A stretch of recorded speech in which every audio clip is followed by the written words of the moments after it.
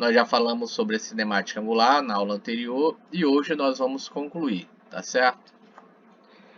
Eu vou começar falando sobre uma coisa muito importante no movimento circular, que são dois parâmetros, tá certo?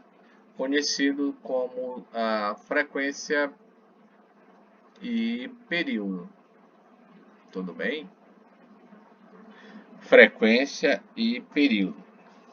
Então nós estamos acostumados, né, a ouvir, por exemplo, situações como a frequência desse participante é boa, a frequência desse outro não é tão boa, né? Com isso nós estamos analisando, informando o número de vezes que esse indivíduo participa, né? Então, daí, por exemplo, podemos ter uma ideia bem primitiva de frequência, tá? A ideia de frequência e de período é o que nós chamamos, tá? Desse F e desse T aí, parâmetros que são relacionados a fenômenos periódicos, tá certo? O que seria um fenômeno periódico, né? O que é um fenômeno periódico? Para a física, a gente diz que um fenômeno é periódico quando ele se repete, né? Identicamente em intervalos de tempos sucessivos e iguais, tá? Então, a cada tempo que for, tá certo? Os intervalos de tempo são sucessivos e equivalentes. O período que eu falei anteriormente aqui, né? O período T, tá? Período T é o menor intervalo de tempo da repetição de um fenômeno, né? Então, o que é período logo definido, né? Período é o intervalo de tempo necessário para o fenômeno se repetir. E frequência? Frequência é o número de vezes que o fenômeno se repete no intervalo de tempo, tá? Então, o período e a frequência, a gente pode usar até uma regrinha de 3 simples para obter a relação entre eles, né? Por exemplo, intervalo de tempo, né? Intervalo de tempo e aqui o número de vezes que o fenômeno se repete, tá certo? Se eu for fazer aqui essa minha regrinha de 3, né? Então, o meu período T, tá? Uma vez a unidade de tempo 1, tá? E F vezes ele se repete, que é a frequência. Fazendo aqui esse por esse, nós vamos obter essa importante equação, que é F por T é igual a 1, que eu chamarei essa de equação para o nosso quadro A1. Tá certo? Equação A1. Então, o período sendo uma unidade de tempo, a sua unidade no SI é segundo. E a frequência, a sua unidade no SI, como é 1 sobre T, nós teremos 1 sobre segundo. E 1 sobre segundo é segundo a menos 1, que na física nós chamamos de Hertz. Em homenagem lá àquele físico, tá? Hertz. Hertz é a unidade para frequência. Tudo bem?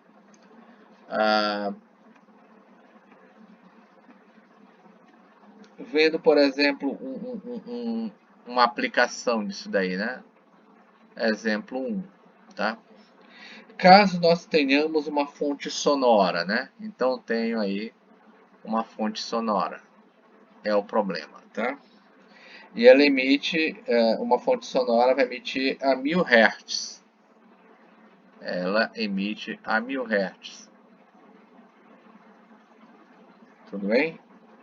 A frequência dela é 1000 Hz. Então essa frequência dela que é 1000 Hz, frequência 1000 Hz, corresponde a 1000 ciclos, tá certo? 1000 ciclos por segundo, 1000 Hz. Isto é, em cada segundo que passa, o fenômeno se repete 1000 vezes. Tudo bem? Então, o período para esse problema, se eu fosse calcular, período é 1 sobre f. Jogando esse resultado, eu terei que o período é aproximadamente 0,001 segundo. 0,01 segundo. Tudo bem? Tá certo? Um outro exemplo, né? Exemplo 2. Admita que eu tenho um motor e esse motor efetue uma frequência de 600 RPM, né? Onde RPM é a sigla para rotações por minuto. Tá certo? Qual é a frequência dele se eu for calcular em Hertz? Qual é a frequência dele se eu for calcular em Hertz? Então eu faço, né, que a frequência, ó, exercício 1, exercício 2.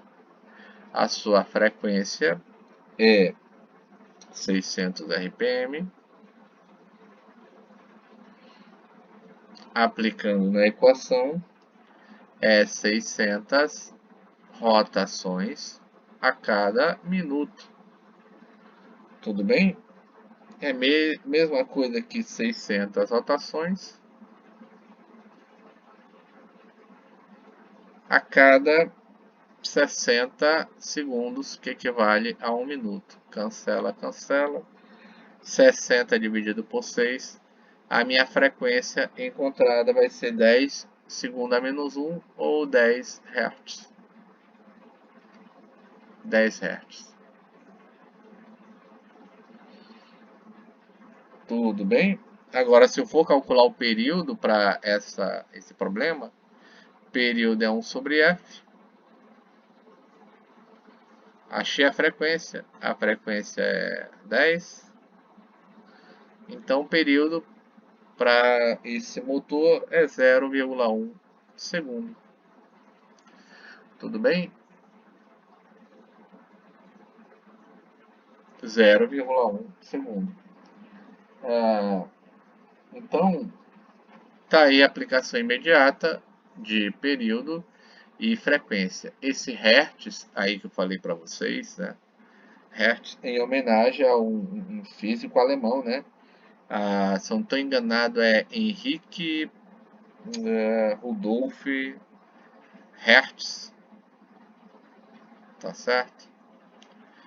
Henrique Rudolf Hertz, que ele viveu, né, entre 1857 até 1894, tá? E ele também dedicou a maior parte da sua existência, né, à pesquisa científica, né? Vale frisar que ele estudou os campos elétrico e magnético que são criados por circuitos constantes. Prosseguindo, eu vou, agora que nós vimos que é frequência e período, eu vou mostrar para vocês o que é movimento circular uniforme e movimento circular uniformemente variado. Tudo bem? A ideia é aquela mesma que vocês viram em cinemática angular e no momento nós vamos parar isso daqui por aqui, tá? O que é movimento uniforme? É aquele que a velocidade é constante. Quais parâmetros foram apresentados na cinemática angular, né? Os parâmetros apresentados foram o espaço angular φ, a velocidade γ, e ômega é a aceleração γ. Então, o movimento circular uniforme é aquele em que a velocidade é uma constante. Tá certo? A velocidade é uma constante. Logo, fazendo as devidas adaptações, dividindo S por R e obtendo φ,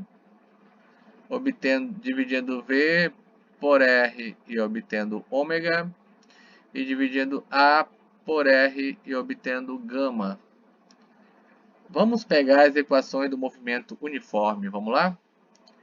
V ΔS por ΔT e S é igual a S0 mais VT. Vamos dividir o V e o S por R, obtemos ômega é ΔΦ por ΔT. Tudo bem? Acredito que essa aqui será a nossa equação A2, né? Se não for, no finalzinho a gente corrige, tá? E dividindo tudo aqui por R, nós vamos obter que φ é F0 mais ômega T. Tá aí as nossas equações do movimento circular uniforme.